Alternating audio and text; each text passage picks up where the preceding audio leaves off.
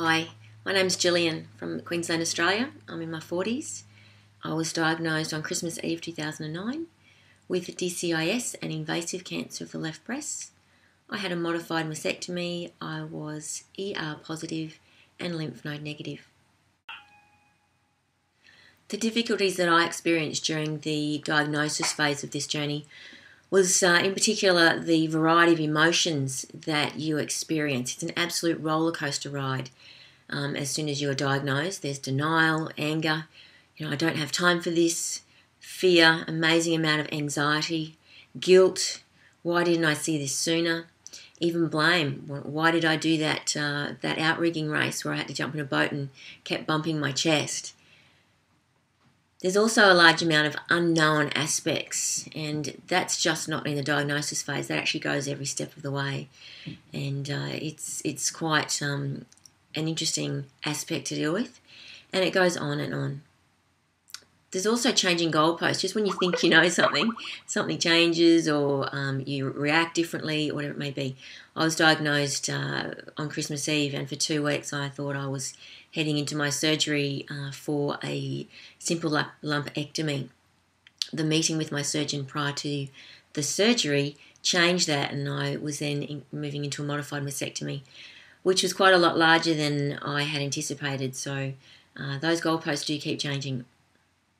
Communicating with your family, friends and work colleagues is also a difficult aspect. When do you tell them? How do you tell them? And how do you think that they'll react?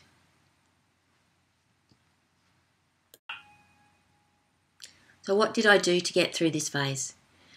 The first thing I did was to remind myself that this is not an automatic death sentence, and that many, many, many women before me have tracked along this path and are living very long and very healthy lives. So I needed to remain rational and logical about my diagnosis. I also noticed that the more I consciously accepted that I will be in a state of anger or confusion or fear, and at a lot of times numbness, then the calmer and less anxious I felt about going through those emotions. So it is normal to feel these emotions, and it was important that I accepted them. I also needed to get educated. This was the unknown to me, and luckily I had 2 weeks between my diagnosis and my surgery that I could do that. I ended up with the Cancer Research Centre from my home, as most of my friends joked about it. But there really is a plethora amount of resources available to us. Certainly lots of books available from your surgeon and all of the cancer counsellors, etc. So I use these resources, the videos and the internet to help me understand what my current situation was, and certainly what my options were coming up. It certainly made the meetings with the medical professionals far less daunting, and I was able to understand them on a different level. It is my body, and I was certainly making sure that I was making educated decisions. Particularly because I had a couple of weeks over the Christmas and New Year break thinking time, it was important to stay focused on what I knew and not get sucked into the what-if scenarios. It's very, very easy to allow your imagination to run through all of the what-if and possibilities that could be an outcome of your surgery. So my advice would certainly be keep your attention on the present milestone. Don't go running off ahead of yourself and spending energy on what could never be an issue. Just tackle one day and one step at a time. Stay focused on what you know. Communicating your cancer diagnosis to anyone is a tricky thing. My husband Bruce and I based our communication on a couple of things.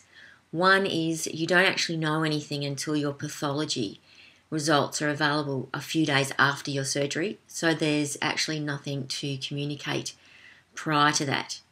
And the second thought was that Bruce and I were so focused on getting ourselves through this phase that we didn't actually have any energy or time other than for immediate family and close friends to share at that point. Our communication was on a needs-to-know basis until we had further information after the surgery. So only close family, close friends, and those that would be impacted by my absence at work were informed of what we were heading into.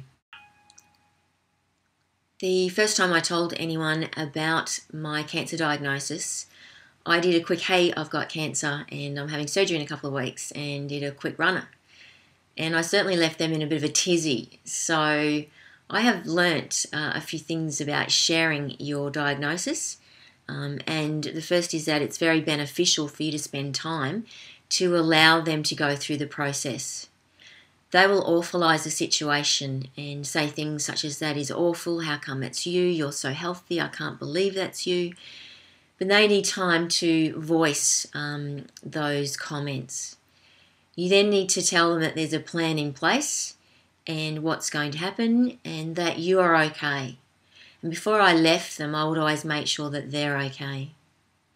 From a personal perspective, having dealt with those emotions prior to telling others, watching them awfulize the situation and make those comments, there was a tendency for me to get sucked right back into those emotions. So it was important that I took on an observer's role and watched them go through that process, but not get pulled back into it myself. So spending the time in making sure your family and friends have accepted your diagnosis is certainly worthwhile. As a quick summary of my lessons learned, once I consciously accepted the range of emotions that I would experience as normal, I was far less anxious about going through them. I got myself educated on the process so that I could make informed decisions about my body. I stayed focused on what I knew, not all the what ifs that pop into your mind. We communicated on a needs to know basis. And when sharing my diagnosis with anyone, I ensured that I spent time with them to allow them to go through the process and to be comfortable with my diagnosis. I hope this information has been beneficial to you, and I wish you all the best on your adventure.